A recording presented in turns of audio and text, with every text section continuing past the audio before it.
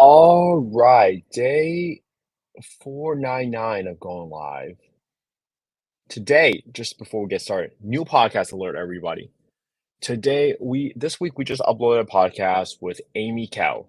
Amy has helped housing authorities, cities, counties win over $172 million of grants. 172 million during the course of her career, and one of our older guests, Sherry from a past episode, she came on and talked about the grants and nonprofits, and that got a lot of attention. And she told me that she learned a ton about grant writing from Amy. And that's why we decided to bring Amy on to the podcast. She retired and she decided, hey, I know there's going to be a lack of funds or even more competition than ever for funds. And she came onto the podcast to share exactly with you how you can apply the principles and lessons that she learned over her career that helped her win over $172 million in grants towards the grant applications that you're going after, how to put them together, how to create those lasting partnerships that makes your grant application more attractive. That's what you want to learn. That's what you want to learn from someone that has that much experience with proven results. So I'm really excited about this podcast. Please check it out. Or something that's a little bit more relevant to today's topic, definitely check out the last podcast I did with Daisy Sebastian. She talked a lot about how you can look at certain areas within the Birmingham, Alabama market, identify which pockets are the most desirable for a single mom, let's say, or families, especially if you're thinking about renting out in the Section 8 program, which is now called the Housing Choice Voucher Program. So check it out. I think these two podcasts are going to be great. And I know it's Super Bowl Sunday. Hope you all spend some quality time with your family and friends today. Thank you so much again for being part of the affordable housing investment community. Thank you so much for supporting the podcast and sharing the podcast with your friends. Without people like you, I would have never had the home I grew up in. I'm so grateful for all of you. Every single comment I read, every single like, thank you so much. I'm literally in the home that I grew up in. I came back and I visited my grandmother, so my daughter got to meet her great grandmother. It was really wholesome, man. When you're back here and you reflect back on where you came from, you just feel extremely grateful. And it's almost a full circle moment for me as that we're approaching day 500 of going live.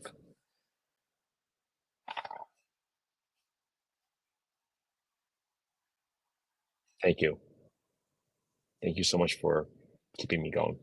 All right, so let's get it right into it, right? So if you've been following what we've been doing for the last 12 months, we've been looking at properties that have been coming onto the market, specifically 4 bedroom plus. Now, if you want to see the filters that I'm looking at 4 bedroom plus properties right here, single family homes, properties that have been on the Redfin market for less than 3 days.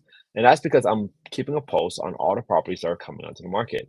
And I came upon this property, 1532 Southwest Bay Ave, Birmingham, Alabama, 35211. This property just came on the market 14 hours ago, so February 8th. And if you look at this property, right, for the most part, it looks renovated. They just closed off the fireplace. Great. They sealed it off. They have a rental grade bathroom. It's not super modern, but it does what it's intended to do, right? The kitchen is above average. It's not the most fancy, super modern kitchen, but that also works. There's a water heater. It looks like it's well done. Yeah, I mean, there's no carpet work, doesn't look like there's any paint work that needs to be done. So for the most part, it looks pretty good. Like they renovated it. It's a great investment opportunity. Backyard, unique thing. Okay, great. All right, so now here's what we got going on. $165,000. And what we're gonna do is we're gonna write down all these details related to this property here. And if you've been following what we've been doing, right? We've been adding properties onto our sold list, particularly for properties that have been sold in the last 12 months, properties that were sold in the last 3 months, and most recently, we're tracking properties that are coming onto the market. Why are we doing this? Well, if you're pursuing a BRRRR strategy, right, and BRRRR stands for buy, rehab, rent, refinance, repeat, what you're going to see is let's use an example. So let's say you buy a property for $20,000 and you spend $50,000 renovating that property. So now you're all in on that property, cash out of pocket investment, $70,000. 20 grand buy, $50,000 renovation, that combines into 70 grand.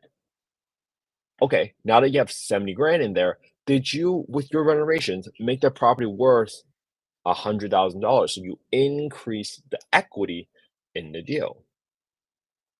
With the $20,000 you got in there and the 50,000, that gives you 70 grand, and you made the whole property worth 100 grand. Well, now all of a sudden, if you're able to make that property worth $100,000, you can go get a debt service coverage ratio loan, a DSCR loan, and you can take a loan for 70% of the home value. Well, with 70% of the home value, you take back out $70,000, which essentially means you get back all your initially invested capital in the form of loan proceeds, and then you get to use it over and over and over again for the next deal. Because next deal you might buy it for $30,000 and renovate for $40,000, but maybe you make that property worth 100 grand again. So this is why it's such a popular strategy, because it's scalable. It increases the velocity of your capital because you get to use the same pile of cash over and over again to buy more and more properties. Now, what's the alternative, right? The alternative is you are able to save up money from your full-time job. You put that towards a 20 to 25% down payment. And you, with that property, hope that it appreciates or hope that it cash flows, but you have to save up money all over again from your full-time job and apply that towards your next property, which is going to be another 20% down payment.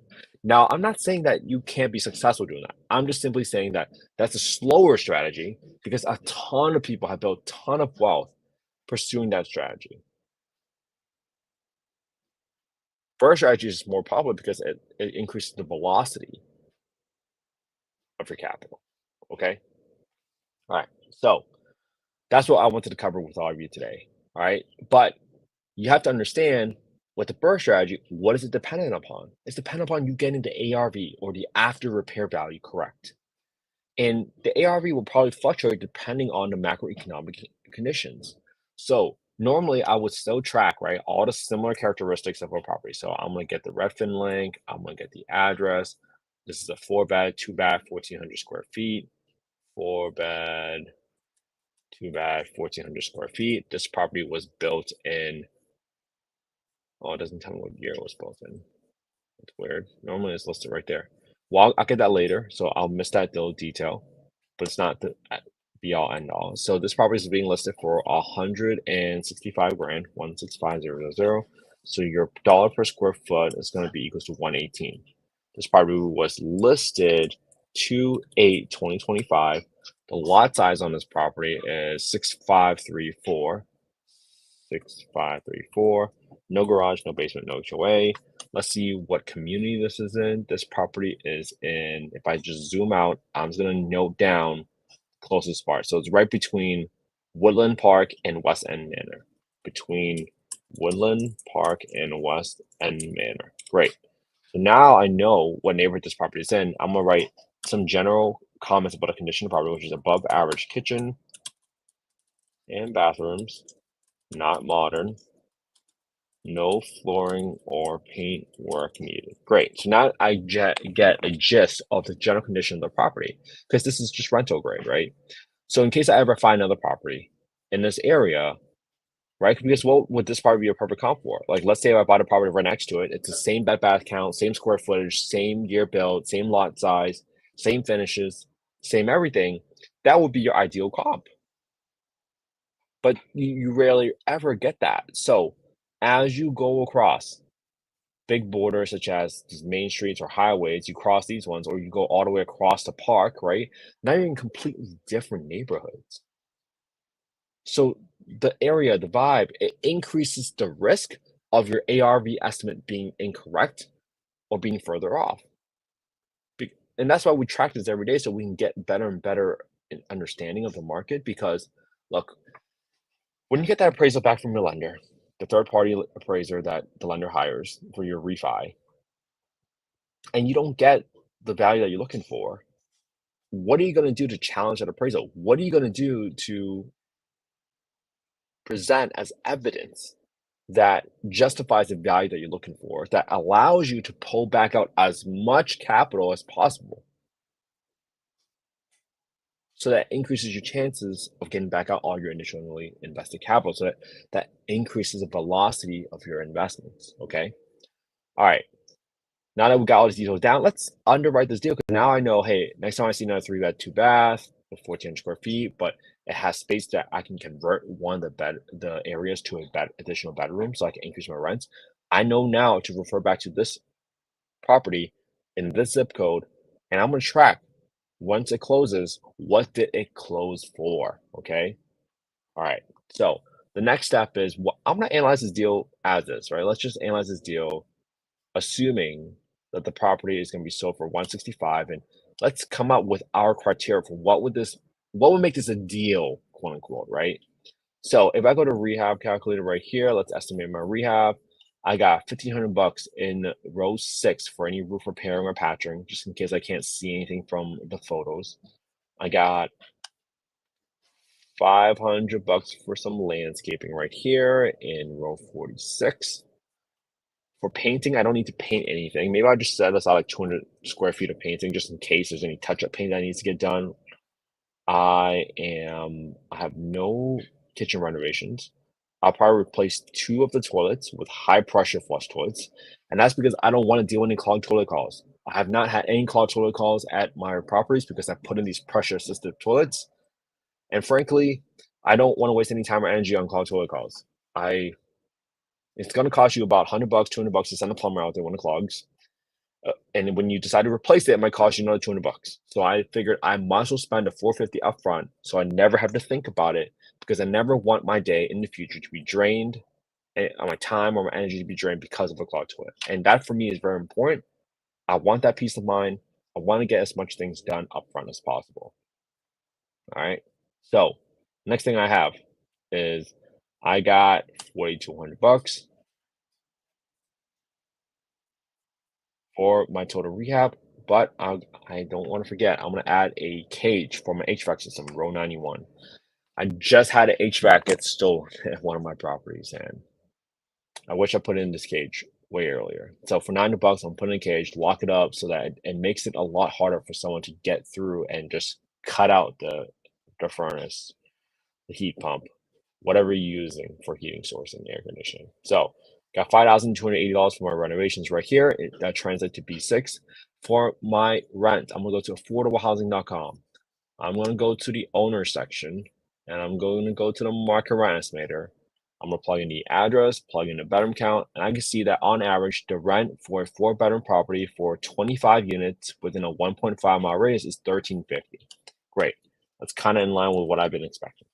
So with $1,350, let me get the rest of my expenses here from my payment calculator.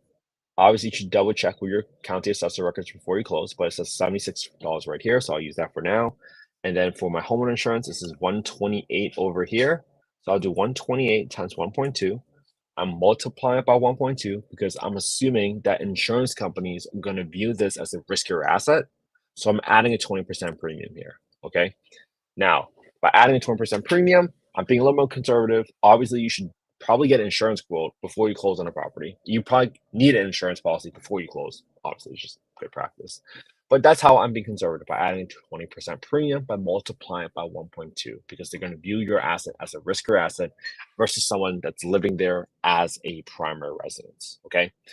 Next, I got 10% of my rents set aside for maintenance. So I know that the roof is going to get replaced in 10, 15, 20 years, even if it's brand new. I know that the HVAC is going to get replaced in 10, 15 years, assuming nothing gets stolen or nothing breaks.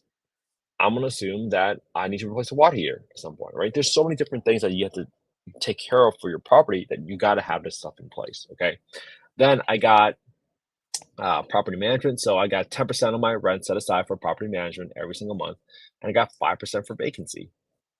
All right. So when I put a 25% down here in F19, my down payment is going to equals to my B4, which is my listing price, times my down payment percentage in F19.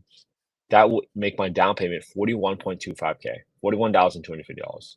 There's no assignment fee because that was related to yesterday. I'm going to zero that out. There's 2% for closing costs, $5,300, which is what we calculated for renovations earlier. My financing amount in case 6 is going to equals to my B4, my asking price, minus my cash to sell. That's $123,750. So I'll put about 7.5% right now for my interest rate. For my secondary loan in K60, I'm gonna zero that out because that was related to yesterday's seller finance hybrid deal. All right, it's a subject to hybrid deal with a seller finance fee. So there's no secondary loan here. I'm zeroing that out. So if I rent this property out as a 4-bedroom for $1,350, I would cash flow negative. I'd be losing $82 a month after all those expenses that we talked about. That's a 2% return, negative 2% return on your money, assuming you bought this property for $165,000 with a $5,300 rehab, 25% down, and 7.5% interest rate. Okay, I'm gonna write all these scenarios out here. Now, the interesting part is, well, what if your target return is 10%? Right? I'm not saying 10% is a magical number. This is not investment advice. We're not soliciting any investments on this call. Just simply showing you all the work and the tactical things that you need to do to put in the numbers on a spreadsheet so that you can remain objective in how you look at a deal. So if my target return is 10%, what do I need to lower my asking price in B4 by? If I go to 100 grand, great. This 9.6, that rounds up to 10. So assuming everything else stays constant at 1350, I can cash for $258 a month, right here, 258. My cash and carry return is down 9.6. And that's assuming a purchase price of 100 grand, same rehab, same down payment, same mortgage interest rate. Now, interestingly enough, right, let's talk about interest rates. And this is why we're tracking why properties are coming onto the market. Because if you understand what and how mortgage rates are affected by, it's heavily influenced by the 10-year yield. And it's influenced by one, the interest rate on the 10-year interest yield, which is 4.47 today, and the spread between 4.48 and a 30-year mortgage interest rates. Historically, that spread has been about 1.5% to 2%, but it's gone as high as 3%. That's when you saw interest rates in the 8s, and essentially the whole real estate market just paused. It just stopped completely. So that's why we're tracking our comparable sales list on properties coming on the market, because if you are refinancing today, right, you might be looking at properties that were closed in September and October when interest rates are almost a full point lower, right? So when your interest rates are lower, your monthly payment is lower, your affordability goes up, and that allows your prices to go up. Okay. Similar, if you bought a property today when it's near its 12-month high, you might be renovating a property for the next 3 to 6 months, refinancing in 3 to 6 months, and they might be looking at properties that are closing today when interest rates are higher. So your monthly payment is higher. That drives down your affordability, and that drives down your purchase prices, which when your ARV is down, right, because of the closed prices, that affects how much money you can pull back out of capital by driving that down as well.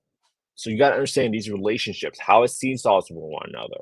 So you can figure out what is the risk that you're working with. Because if you're at 12-month high right now and you're looking to refi 3 to 6 months from now, you probably need a little bit more buffer room for you to feel comfortable about you getting back out all the capital.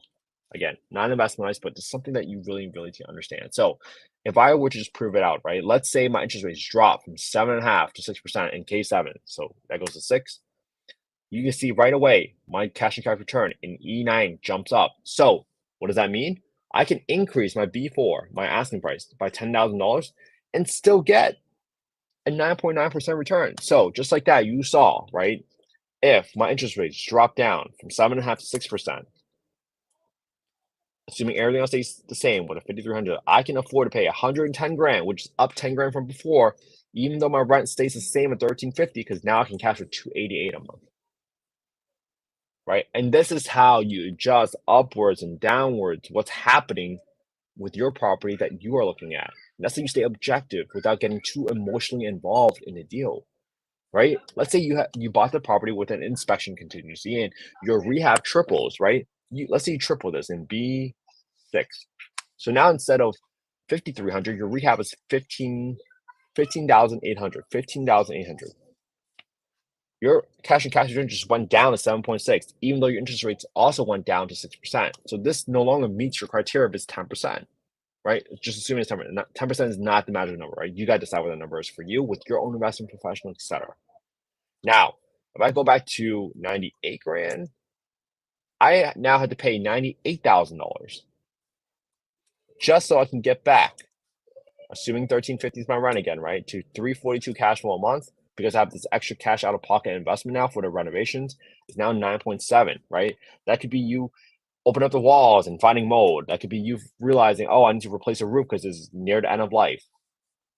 And that's how you adjust upwards and downwards, whatever your input is, right? You can change the taxes if you find out it's higher. You can change insurance if you find out it's higher. All these factors matter. All right. This is how you do it. Okay. Hopefully, this was helpful, everybody. My goal is that you copy my homework today, right? You analyze the same deal I analyzed today using the same spreadsheet. You guys want to copy the spreadsheet, just go to affordablehousing.io and go to the get deal analysis tool right here. Plug in your name, email, your phone number. That's the fastest for you to get a copy of the spreadsheet. I didn't make the spreadsheet from scratch. I got it from a few other folks. I modified it, tweaked it so that I can analyze these deals as fast as possible. Because my goal is to, one, figure out whether or not this property is worth my time, right? If I know it's so far off, right? If they're listed for 165 and I don't think they're going to accept an offer for 100 grand, I move on. But you're going to have to determine that own criteria for yourself to determine when do you actually pay more attention to the deal? When you send a handyman out there to look at a property, or a contractor out there to give you a bid for the work, or to send out boots on the ground to take photos for you? Because I'm looking to help you avoid burnout. Because what does burnout come from?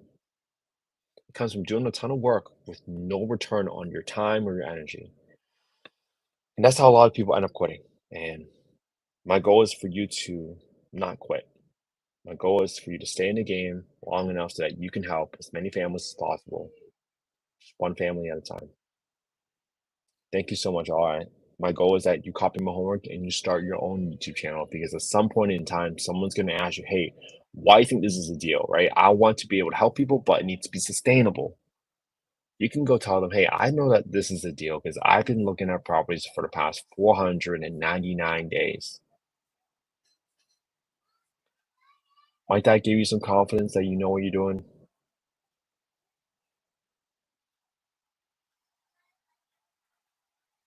I certainly hope so.